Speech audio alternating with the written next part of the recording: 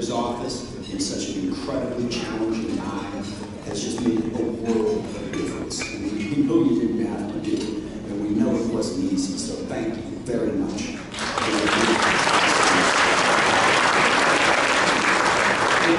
Everybody out here, when I think of politics and I think of all the different things I've worked on and come up here, I like to joke when I speak to audiences that at this point in my career I've probably got like 1,000 different 30-minute speeches in the back of my head, none of which I want to inflict upon anybody.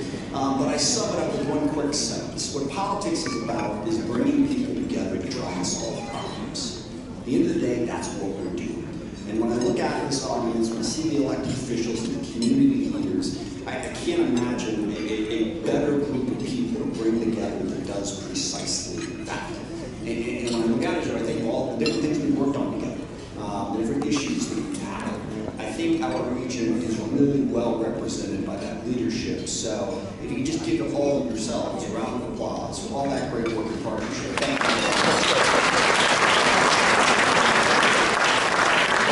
I especially want to thank Mayor Backus and Representative Councilman Barksdale for their kind words and for their leadership, and for Brad. Truly is a great partnership. Really appreciate working with you on all of those issues. I want to thank my wife who's joining us today. Sarah Spence.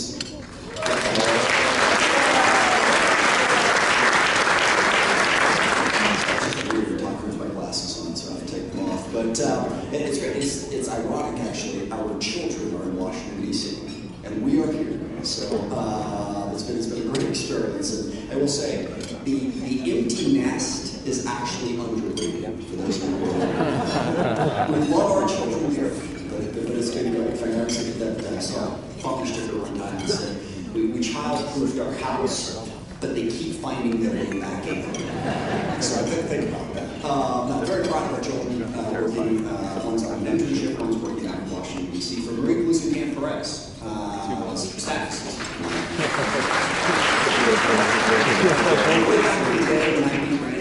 I thought, that was a bold step for improving the quality of Congress. Nothing compared to Marie Luz and Cam Perez beating Joe Kent down the Southwest.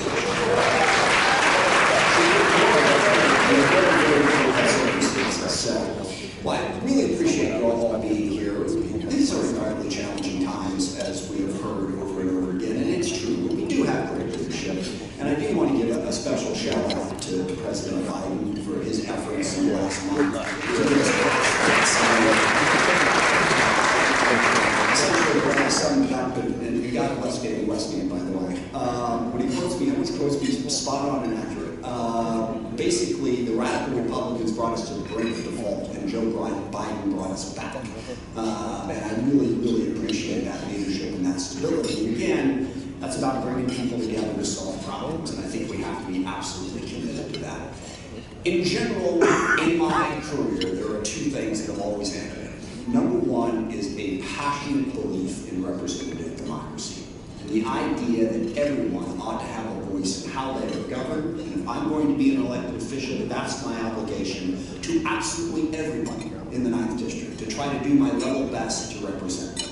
Now, I will say when I got elected, I never imagined we would reach a point in our country where that very idea was under threat.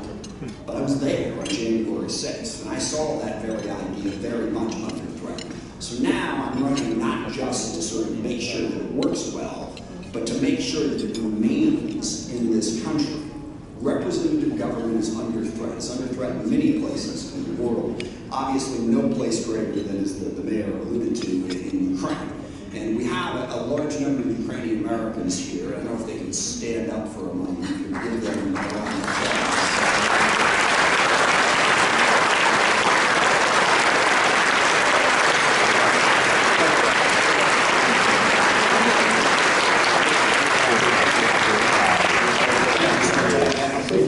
Visiting Ukraine and meeting with President Zelensky during the war about 6 months ago, actually longer than that now, and the leadership and courage that they've shown is just inspiring to the entire world. And I will say this, I know the politics are complicated, but I will tell you I am 100% committed to doing everything we can to support and defend Ukraine and make sure that it remains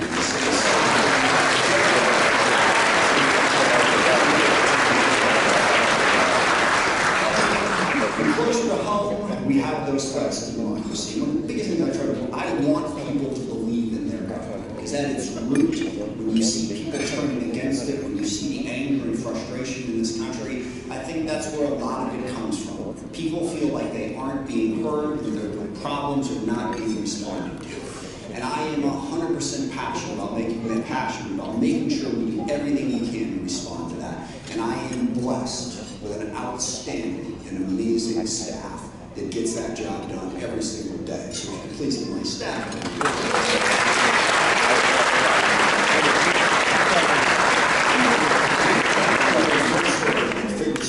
I was in a campaign, it was like 10 years ago or something. It was a difficult campaign. I was trying to get support from someone that hadn't always been there on every single issue. I knew just kind of looked, he didn't really like me that much. And so I had a meeting with him, walking through things, playing this, playing that, and everything. And he finally said, you know what? I like your staff a lot better than I like you. And I said, when I listen to Pete, I'll take it. It all adds up to the same thing. And that is because the staff does an outstanding job of reaching out to people. And I believe, and this is what President Biden, I think, has done so effectively, you have to be willing to work with everybody. One of the biggest messages that I want to drive home as I go forward, hopefully end up into another term and finishing up this term, is you have to be willing to reach out to people who disagree with you. I think that's one of the most troubling things. We all figured out a way to sort of wall ourselves off in an echo chamber. That doesn't really work in a society. We have to get along with people, even people who we don't see eye to eye on. And I think President Biden said he was going to do it, and he's done it. And it's not easy to actually reach out to people who disagree with you, sometimes on profound issues, but that's what representative democracy is all about. You have to include everybody to make sure that we have that commitment to what we're trying to accomplish. And I think we've had a great couple of years. Brad mentioned the National Defense Authorizing Act. Yeah, it's just the greatest gift in my life that I've been able to be on that committee and work those issues, work such a gigantic piece of legislation every year. We've been able to deliver some incredible results through that bill. The thing that I'm proudest of is paid parental leave for all federal employees. To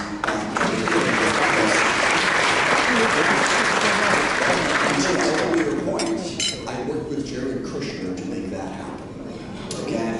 I worked with Donald Trump to a certain extent to make that happen. So basically, I'm willing to work with whoever I have to work with to get things done, because that's what I want to do.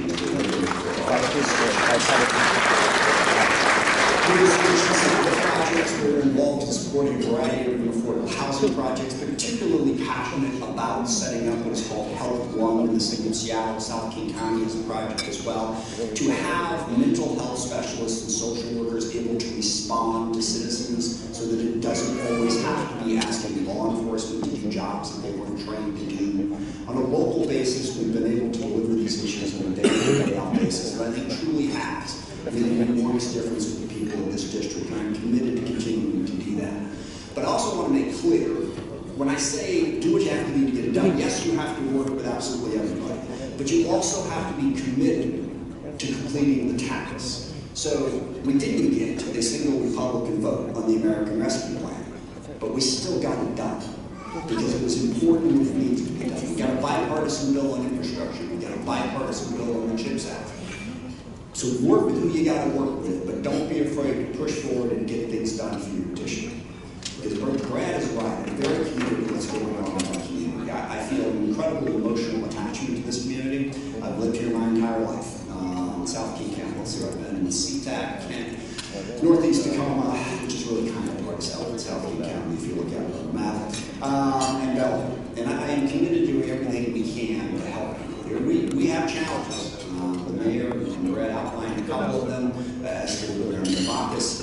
We have a problem with affordable housing, number one. We have a problem with homelessness, we have a criminal justice system, with job training, behavioral health. We have challenges that we need to step up and address. And I am absolutely committed to doing that and working together with our local community to find those solutions.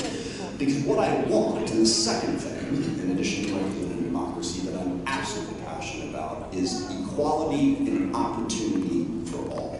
To continue to fight for the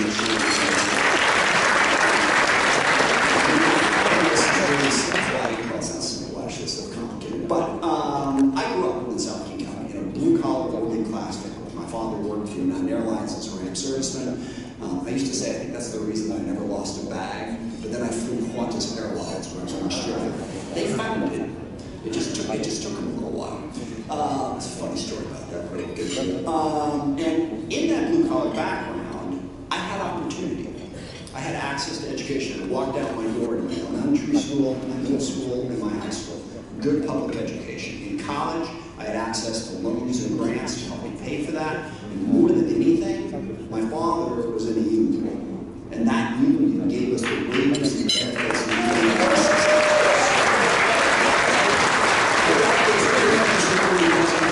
this line before, but it is so true that I absolutely have to say it. If it wasn't for the labor movement in the United States of America, I would not be standing in front of you today.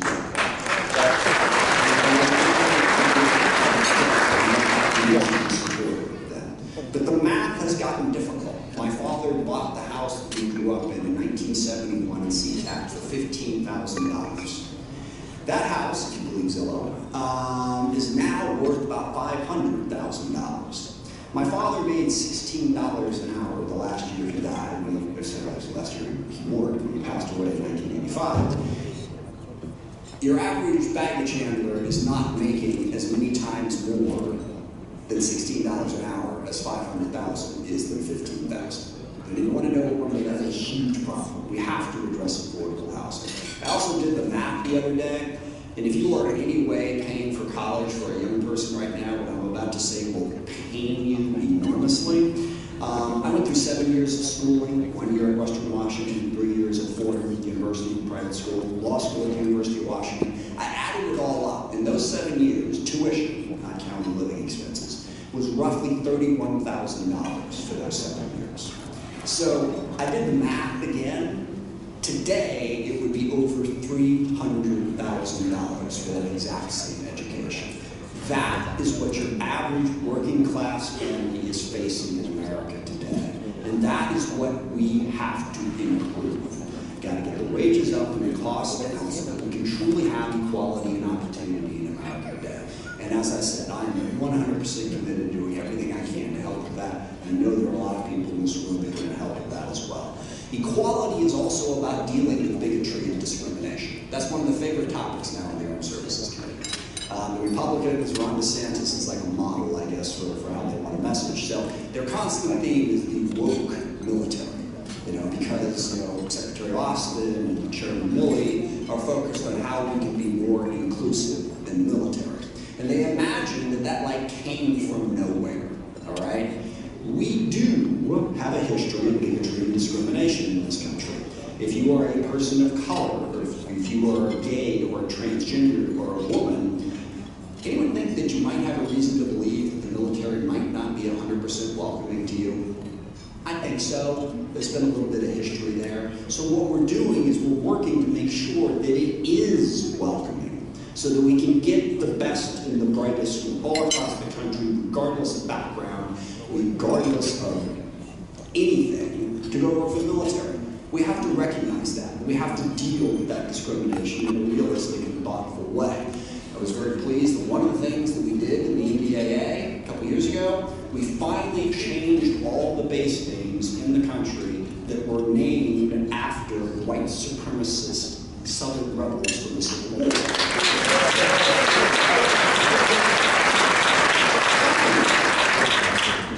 Those bases were not named to sort of honor anything. Wow. They were named to honor white supremacy. That's what they were named to honor. There was an effort to sort of bring back white supremacy after the Civil War.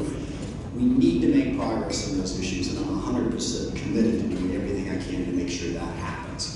So the purpose of this is I am running again for office.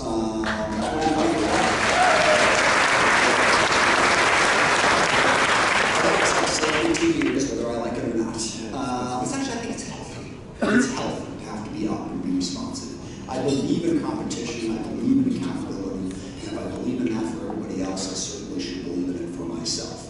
But I want to tell you a story to sort of explain why I'm running again.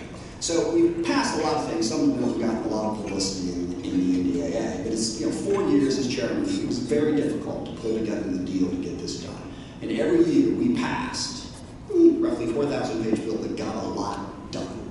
It was not easy. In fact, we're our audience to say this too, but there was a part of me that wasn't completely bummed that we lost the majority, because I was like, I don't think I have a fifth one in me. It's just really difficult, don't get me wrong, I would prefer to have had the opportunity, but there's just a tiny, tiny little piece. So we had this issue that came up in King County, where the federal government, through Sound Transit, owned a bunch of property, and they weren't really doing anything with it because they couldn't figure out what to do with it. But the federal law said they could not transfer it to any community-based organization except for fair market value. And they had a ridiculous estimate of what fair market value would be. So there were a number of community-based organizations that had great ideas to build all manner of different things in those sites. But we had to change the federal law.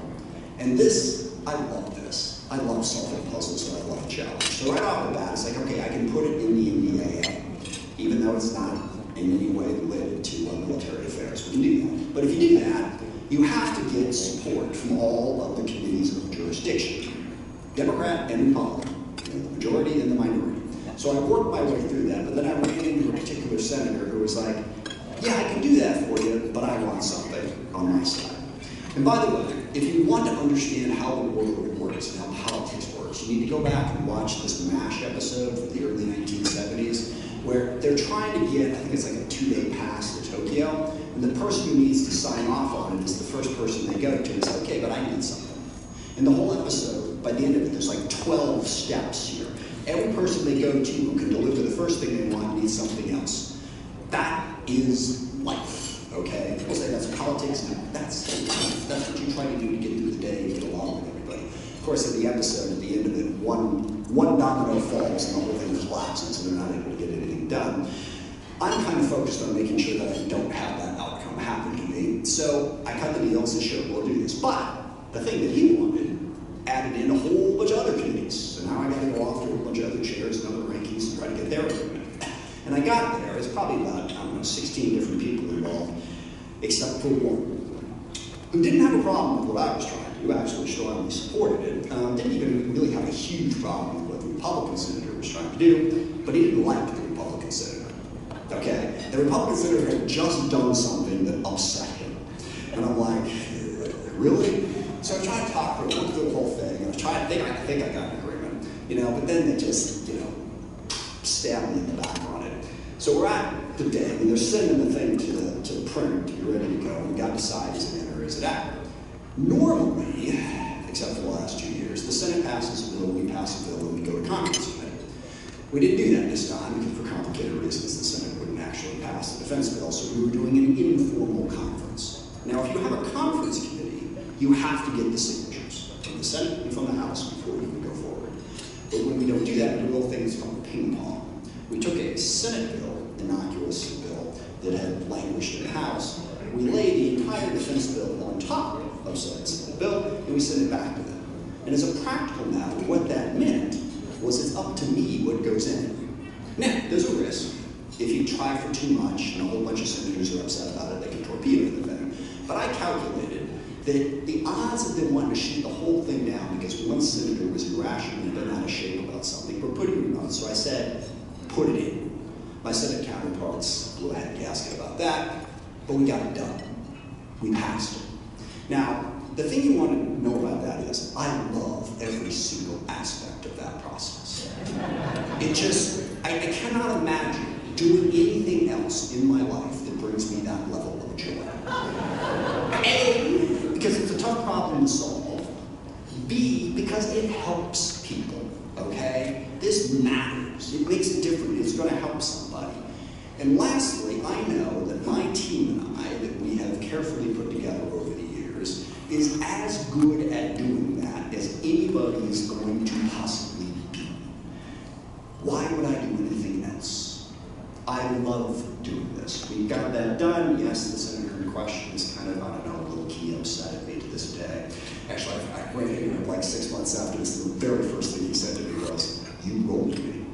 And I was like, guilty as charged. I took in steps to try to smooth that over, and I'm sure it'll be fine. But that's what we want to do on issue after issue, whether it's within the defense bill, here locally, working with mayors, working with them. Let's work together to help people. Because for all the criticism that you hear on a day in politics and how terrible it is, blah, blah, blah, blah, blah. I know the positive that it does. I want to be a vehicle to convince people politics is a good, positive thing that can deliver positive differences for the people.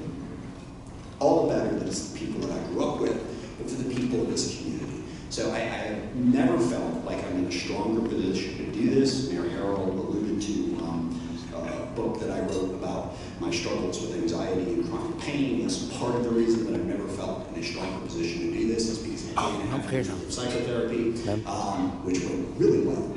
Shouldn't have taken that long, but I'm stubborn. What can I tell you? My psychologist told me right up front what was wrong with me. I just argued with him for about 3.5 years. So, but it worked out.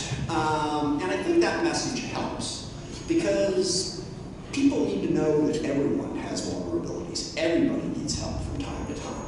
And everybody needs to help people from time to time. There are a lot of people in this audience, my wife chief among them, but also a number of staff members with whom I could not have made it through that without their help. Just couldn't have.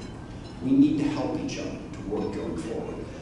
But the last thing I want to say is I'm also incredibly optimistic about where we're at in the world. And I sort of document this at the end of my book. I sort of look at the world as you've got problems to solve.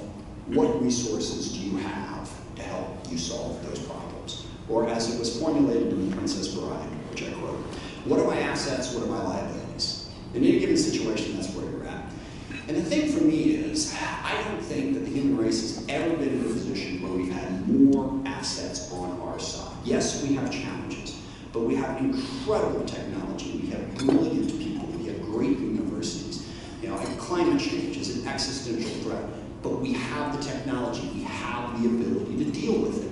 We do. Fusion, actually, they finally produced more energy than they put into a fusion reaction a month ago, 2 months ago, something like that. So we have the ability to solve those problems. We have the resources. And I think of it this way. When I was first starting out my campaign back in 1990, I thought of myself as having huge ambitions, not very much in the way of resources. The way I summed it up back then was I was a mediocre law student, unemployed, living at home with my mother and driving a Yugo.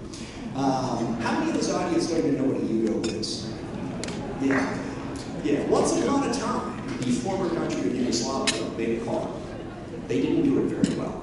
But it was cheap, which was its main benefit. So I managed to work my way through that. So I got to tell one more story about that, which I like. When I say I was unemployed, pretty much every single law firm in the city of Seattle had turned me down for a job. And in fact, my favorite one is I got a letter from one that said, you know, dear Mr. Smith, we have to inform you we're not going to give up your position. You know, they always say, well, keep your resume on file. I love that line. It's like, what are they going to do? I need someone. But the great thing about it was I hadn't applied to the firm. I swear to God, I'm not making this up. It's just like they were going, we know who you are. Just please, saves all a lot of time. Don't apply. Now, well, I have an incredible staff.